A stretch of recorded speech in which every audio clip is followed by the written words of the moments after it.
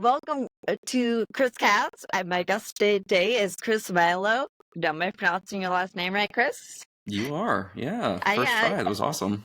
Thank you. And Chris plays basketball. Um, how did you get started in basketball? Let's start there. Yeah. So I play and coach wheelchair basketball. I got started many moons ago when I was like junior, senior in high school. I had been injured for number of years up until that point, and had always like enjoyed adaptive athletics and trying out new things.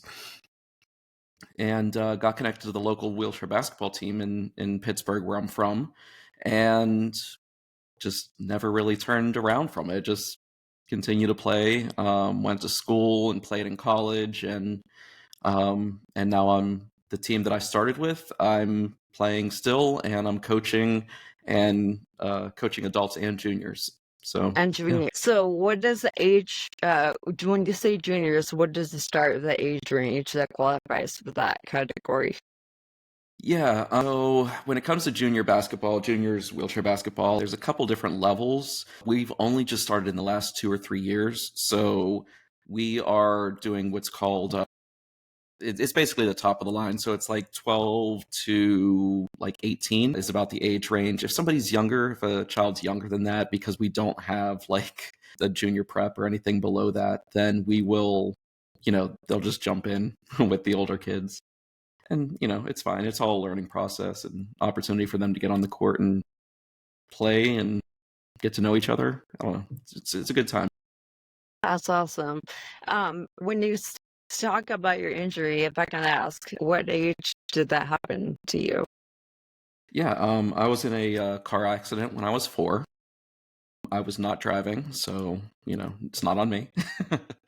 But yeah, I was in a car accident when I was 4. Yeah, and been spinal cord injury. I like how you're laughing at that. Yeah. Sometimes all Yeah, we can do is you meet laugh. enough people with meet enough people with spinal cord injuries in different ways. Sometimes the only way to deal is to laugh. Oh, Takes I a while to know. get to that point, right? I think we all But do. yes, We all do. I think we all do. Well, most of us in the disability community, we decide to laugh or cry. I'd be laughing. So I'm with you on that, absolutely. for sure. For sure. So you were 4 years old. Did you have to attend a different classroom? So no special classrooms or anything like that. The only thing that really happened is that I was enrolled in a private school because of smaller class sizes, because I would need some extra attention when it came to mobility issues and things like that. And so I was able to kind of get a little extra support with the smaller Right. class size. But that was family preference more than anything. The biggest obstacle was when I was going to high school, was moving into public school system, and my local, like the school that I should have gone to, was not accessible. So I had to go to a different, well, technically I guess it was junior high, but I had to go to a different junior high Mm, um, than the one that was like my closest school. So I mean that was it. really? Yeah, Really? but Wow. since then, yeah, but this is many times, long time ago. So Right, that right. that building's closed down now. Before the ADA. Yeah, Yeah. gotcha. Um, so what what prompted you? What stirred that? What initiated the feeling for you to want to coach? Did someone say something, or did you see something, or did someone say something to you and inspired you to want to be a leader in that area? Yeah. I'm not sure what inspired me or what made me want to do it. I think I just sort of naturally gravitated towards it. You know, I came from, when I first started and where I'm at now, is a community team. So we practice 1 day a week. Um, if we're lucky, we get 2 days a week, and it's all guys that, well, guys and girls that have, jobs, 9 to 5s, other life, life to live, all of that stuff. And I went to Edinburgh University and played wheelchair basketball there. And so I played at the collegiate level, which is, a step above a lot of community teams where you practice 5 or 6 days a week. You learn a lot about the fundamentals of the game and some strategies and all of that stuff. And when I came back, I, just wanted to bring my knowledge back and try and help the team grow. And really, I think what drew me to it is I saw, at least for myself, wheelchair basketball was a way for me to connect with other people that had disabilities and that were like, just wanted to compete, love the competition, love talking smack on the court and joking around and everything. And so it sort of took me out of this shell that I had in high school where I felt different than everybody. I didn't feel like wasn't sure where I belonged and was, really struggling with identity.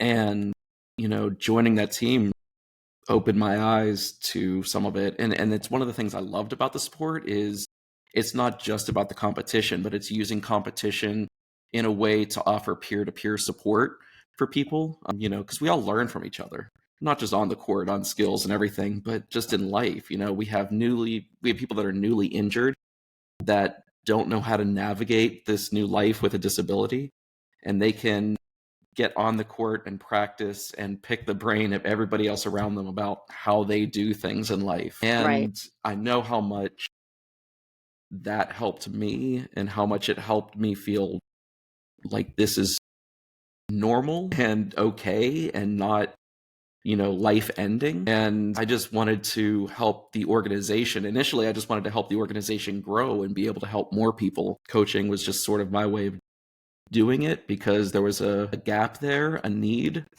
and I just find it really, really rewarding. So there's a lot of people use wheelchairs, either spinal cord injury or like me, I have a neuromuscular condition. So with the wheelchair basketball, I'm curious if are there people on the team that are neuromuscular? We have a wide range of people that can play. So we do, we have spinal cord injuries, we have some neuromuscular, we have spina bifida, cerebral palsy.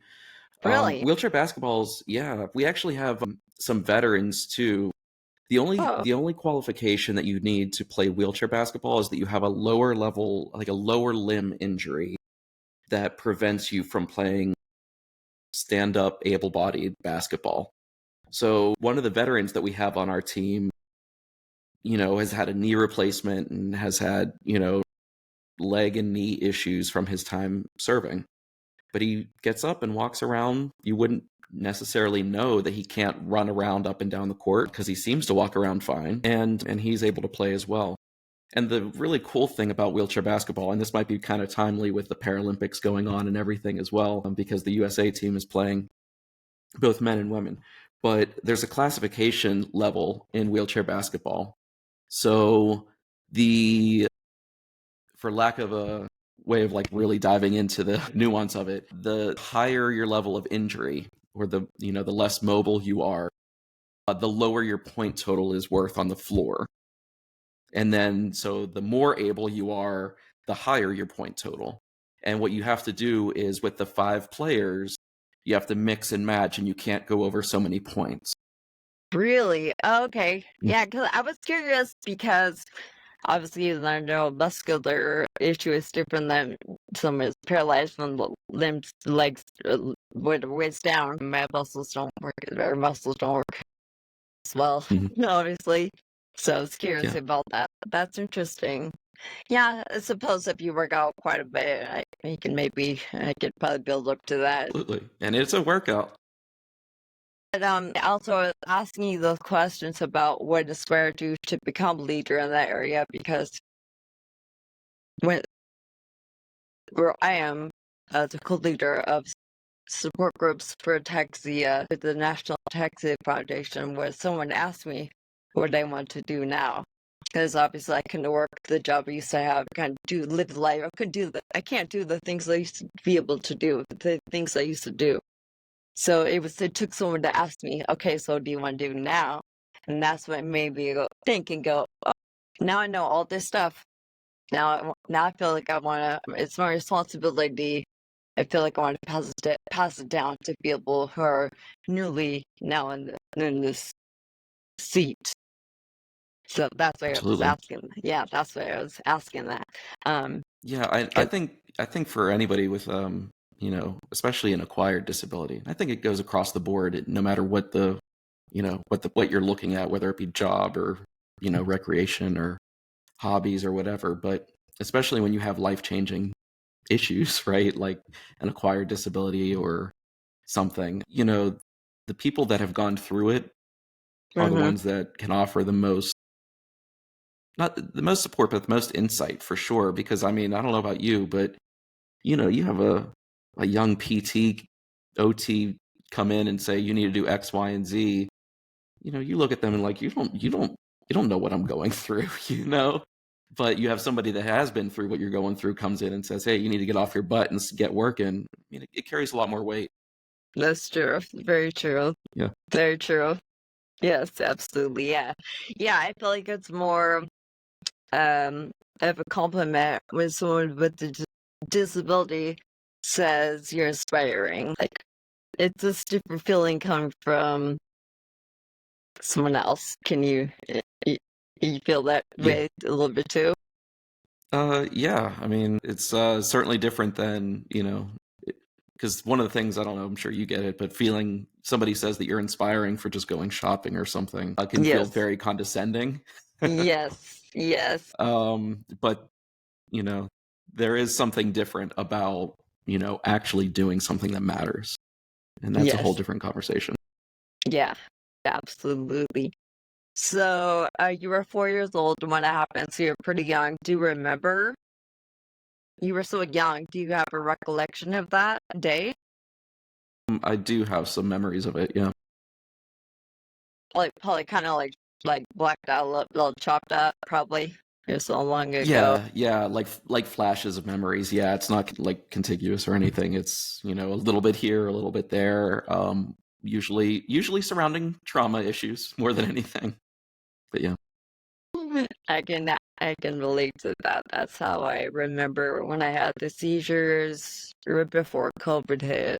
I was kind of in and out of consciousness. I can really remember it. I was at the hospital for hours, and they were like, and I woke up, and they were like, I felt like it was just like 15 minutes, and they were like, "Oh, it's been hours. It's been hours." So I could Yeah. totally relate to that.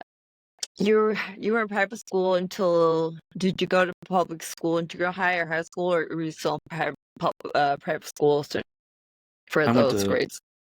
Yeah, I went private school until 8th grade, and then the way it worked in my school district at the time was 7th, 8th, and ninth were junior high, and then Yeah. 10th through 12th was senior. So I went private school through 8th grade, and then the junior high, I did 1 year at the junior high in ninth grade, and then in public school. And then what is it, 10th, 11th, 12th, I went to the senior high school. And those schools are accessible. Yeah, for the most part, Okay. um, as much as they can be with, hundreds of students walking through a very tiny hallway, you know. Right. Right. Right. Right. And how about now you're working, and I think you work with the marketing, I believe. Yeah, okay. Yeah, so I work for a nonprofit, and it's an affiliate of the ARC, which is, um, a nationwide nonprofit affiliate network, and they support people with intellectual and developmental disabilities. Mm. And I do communications and marketing for them. So I went to school when I went to Edinburgh for wheelchair basketball. I also went for animation, and so I was doing art classes and drawing and doing all that Really? stuff. And then yeah, Oh, wow, you could yeah. draw too. You could I used draw. to be able to. It's been so many years. I don't think I could draw for anything anymore. But Can you paint? Do you like paint, or do you just prefer drawing, oh, sketching? I always preferred drawing than painting. I Okay, don't know why. There's nice. something about the colors. I'm not a good color theory person. I don't think. So do you get to do some of that with the work that you do now?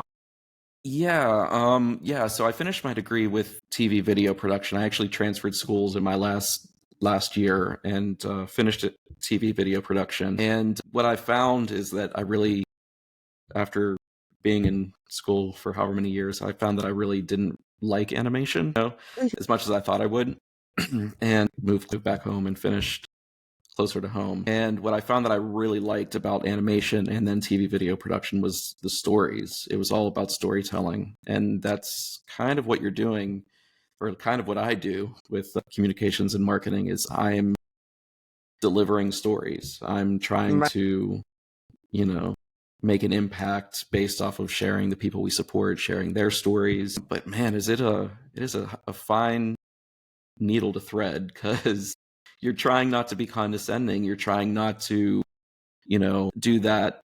This story is so inspiring because somebody has a job. That should be the norm. It Right. shouldn't be Right. abnormal. Right. And so it Absolutely. becomes, yeah. And so it becomes very tough sometimes to Right. share stories and not feel like you're pandering or putting somebody down. But it's a good Yeah, challenge to have. that's a fine line to ride. I hear you. Hmm. Yeah. And I don't think enough people really consider it, honestly. Yeah. Yeah. Yeah. Very true. Very true. And not enough people consider that. Yeah. Not many people really understand. So I think it's important that we all talk about our disabilities. And I know it's hard. It's real hard when people are newly diagnosed. Most people are in denial. I know I was. I know I was for many, many. It's not till later on some of us come out and start talking about them. And it's even more important for people with like your work and physical disabilities, because they can't see them. So would that include does that include like learning disability as well? Not usually, not usually learning disability, Okay. unless it like raises to a certain level. But it would usually be like cerebral palsy, Down syndrome, autism, things like that. Okay. Okay. Gotcha. Gotcha. I think I first noticed you on TikTok. I saw one of your videos that you were talking about. You said something like someone said you're good looking for someone in a wheelchair. Yes, Okay, we don't have to call them out by name, but can we talk about that story for a minute? absolutely. Yeah. How long ago was that? So I have, I don't know, probably been almost 10 years, maybe. It's been a while, at least since that particular incident. And But what kind of venue was that? A party at public? Where was that yeah, it at? was it was a house party that I was at with some friends and friends of friends and people. Oh my Um, gosh, so funny. but yeah, I guess one of the girls was interested in me and was drinking and decided to strike up a conversation and decided that that was how she was gonna shoot her shot, was basically say that I look pretty good for somebody in a wheelchair, which is not the compliment I think she thought it was. All right, everyone watching, anyone hearing this, please don't ever open up that way. If you like someone, please don't. Yeah, it's not a good starter. Wow. Yeah, that's Yeah, ridiculous. I mean, it assumes that people in wheelchairs or with disabilities are bad looking, and so it's a surprise that someone might be good looking. I mean, It's that's what it reads as. That's what it comes exactly across as. it's the silliest thing. It's like, okay, I'm sitting in a wheelchair. Guess what? I'm transferring into my bed. Wait, now I look different. Now I'm a different person. Oh, Exactly. that's how I feel. With that, or use my role later. You look like I always got this people who ask me, "What happened? What happened?" My new response now is because I would explain, oh, I would just say it's genetic. It's genetic in my case. Now I just say I was born. And the look on their Okay. face, now I'm just like, I just so tired of it. Oh, I have to break a foot. I'm like, oh, I can't. I can't. These people, come on. Hmm. It's so silly how in the mind of some people, not everyone, but in the mind of some people, if you use a cane, rollator, wheelchair, any type of mobility device, you take that away, I'm still the same person. You think I'm a different person? I know. And Yeah. And I feel bullshit. bad for, like, I feel bad, but like the stories that I've heard, I mean, the disabilities community is just it's a small community, we all share our experiences and our stories or whatever. Yep. I mean, people that, need to use mobility aids for part-time use, right? So Mhm. sometimes you need it and sometimes you don't or whatever. The Mhm. amount of people that think they're Mhm. faking, I'm sure, Mhm. I mean, I don't know if you've gotten stuff like that, but, or Mhm. it's a miracle because they can stand up to help get something on a shelf or something. It's wild. Yep. Or Yeah. like there was, who was I talking? I was talking to somebody recently. I parked in an accessible spot, as I'm prone to do while I'm driving, and going to the post office, and an elderly man walked by and started yelling at me before I got out of the car because I apparently shouldn't have been parking there. Even though I had the hang tag, I didn't look like I have a disability according to him. I Yeah. mean, it's crazy. Yeah. That's another thing too. People assume if you look a sort of like old enough. Hmm. And I have to sit there and explain to people there's some little tiny children who are born with the taxi or different disabilities, young babies, young toddlers, young school age kids. Like I'm in my 40s. Come on. Yeah, Yeah. that's another thing too is the age thing. Yeah, Mhm. and that's another thing I would say people need to be awareness needs to be in that, big in that area. Mhm. Mhm. Yeah, I don't yeah, even think, like, I don't know, sometimes I would feel like it doesn't even have to be full awareness, but can we just, like, can we all make a group effort to not be jerks? Like, you know what I mean? Like, sometimes it's just not needed to make a comment. You can just kind of yeah, keep things to yourself sometimes. That's okay. yeah, yeah. That too. I big time agree with that. Big time agree for sure, for sure. Yeah, yeah. My favorite one is what happened. Like the amount of people that ask that, I'm just like, I can't. I don't know. And you get people ask it all the time too. Yeah, yeah, all the time. Really, Um, how do you? Yeah, and how do you deal? How do you deal with yeah, that? By it it really depends on my mood and how I want to deal with yeah, it, or sometimes I don't want to deal with it, and so I'll give very short answers. Other right, times, and the other thing is, like, I try to tailor it if I am in the mood to talk about it, or if I am okay talking about it. Try to tailor it to different ages. Like if a little kid comes up and wants to talk, right, um, I'm not going to be a jerk to a kid, but I describe things to them is going to be different than how I might describe something to an adult. right, Um, so there's a whole wide range of stuff there. But yeah, I get it. I get it all the time. I had a friend of mine, I don't know if he's still doing it, but he was making up stories every time. It was a different story every time somebody would ask. So like one time he was in a crocodile fight and got injured. Another time he fell out of a hot air balloon. Like, I don't know. It was just some crazy thing. I swear he must have been up at night, like just writing in a notebook, trying to come up with that's a good crazy idea. scenarios. I That's a good know, right? idea. I kind of like that actually. That's a good idea. I kind of like that. Yeah. No, I hear you. Yeah, it depends on the mood you're in, how someone asks you, how they approach you, and yeah, the timing of it all, pretty much. Yeah, Hmm. for sure, for Absolutely. sure. Um, so, so, so what for you helps you get over frustration? Let's say when things are not going your way. Do you lean on religion, philosophy, music, TV? What do you rely on? What do you?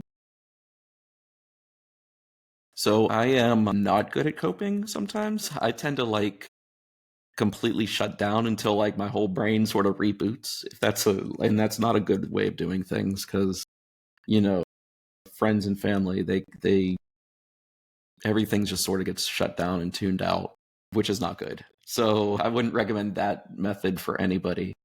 but that's typically my default way of doing things, is going into my shell and just, everything just shuts down. I like to do it.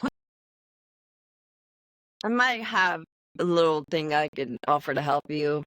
Yeah, please do. I lean on Stoic philosophy a lot.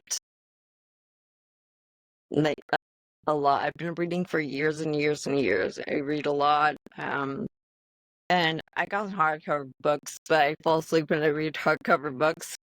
Or when I read audiobooks now.